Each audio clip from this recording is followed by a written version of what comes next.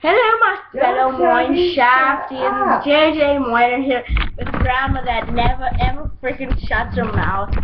Hello, everybody. My grandma wants to watch her show. I have it on mute right now. It's on commercial, so I don't know what she's getting pissy about. But I know you guys would get pissed off at me if I didn't make a video. So here's me and my beautiful face, because you all hate looking at that. So, guess what? I'm just going to show off this Lego. But me and Shelby were trading, and I got this from him. And I traded it for something else. Get R-E-C-K-E-D, whatever, for wrecked. And mate. Get wrecked, mate. Matey. What? I have this guy? But wait, what? Since when? I have another Lego or Pima guy.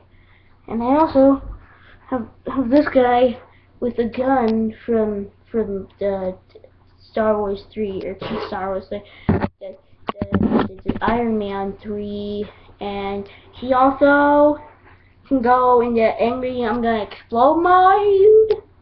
And yeah, that's all I have today, and Legos and ploop plop bleep. And yeah, bye bye.